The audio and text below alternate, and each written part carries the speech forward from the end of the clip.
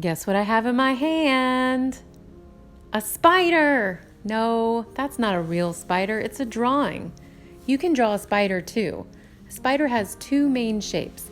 The cephalothorax is kind of a small oval.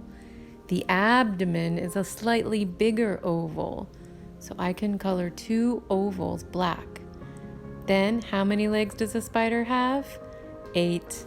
When you look at your own fingers to make spider legs, they have bends in them. I like to draw bended, long spider legs to make a convincing tiny spider. Make sure you have 8 legs.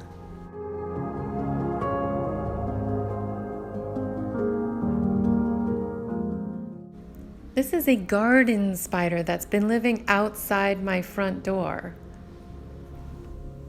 I know that the little fruit flies and flies that it catches in its net are not coming into my house. In fact, we'd all be covered in bugs, and our houses would be covered in bugs if spiders weren't doing their important job.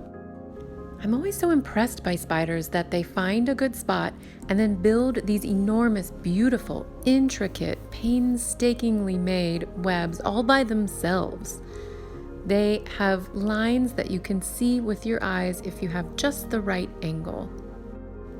Let's draw a spider web the same way a spider would build it. A spider connects its silk to one surface and then walks across to another spot and connects a silk to something far away. This first silk that it creates is called the bridge line. From there, it finds other places to connect the silk from a surface back into the middle. So in the center of this web becomes the hub, where all the lines radiate out. These radial lines make the shape of the spider web. After you draw lines radiating out from a hub, you can start the way a spider would.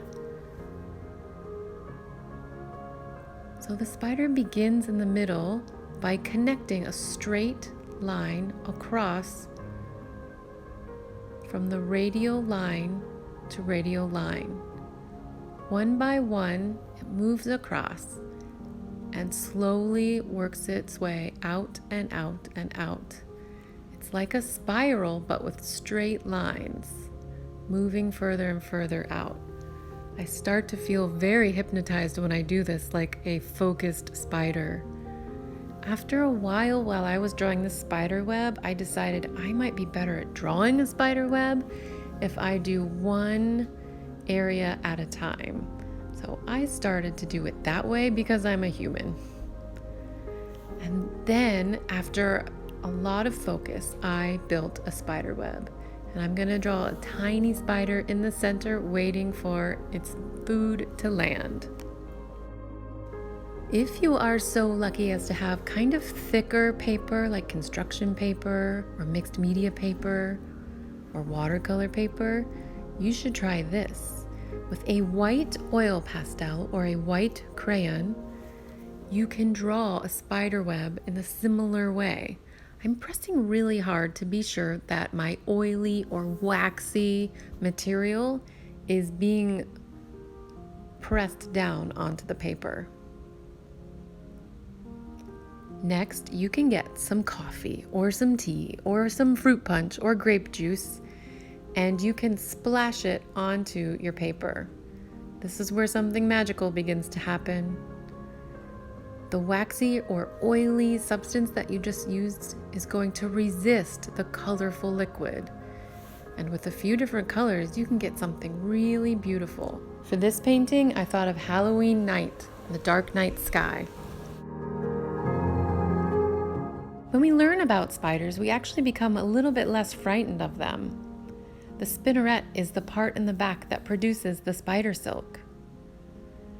Spiders have attributes that remind us of personalities, so they often make great characters in books and stories and movies. We see them as having lots of patience to wait for their food.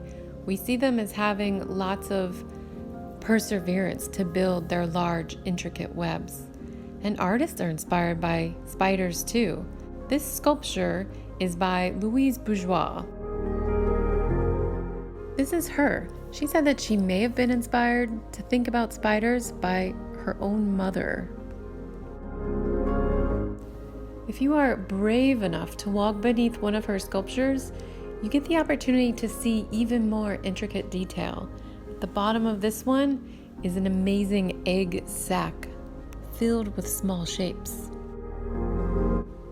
Artists also like to think about being a spider and build large sculptures that you might interact with as if you are the spider. This artist collective created these spiderweb-like things out of tape. And here they used a net material so that a viewer can come and participate. One of my favorite artists is Ernesto Neto. Artist Thomas Saraceno created this huge netted artwork to allow visitors to float 3 stories high above a museum in Germany. Did study spiders to decide how to create the design. Artist Ernesto Neto believes that we can enjoy art with our bodies as well as our minds. So he makes sure that you can touch and interact with his art, and he's inspired by organisms and natural creatures that make their own structures. So you can think about building a web as well, not just drawing one. Do you have wire or string around the house? Maybe some yarn? Think about how you can build a large sculpture inspired by spiders.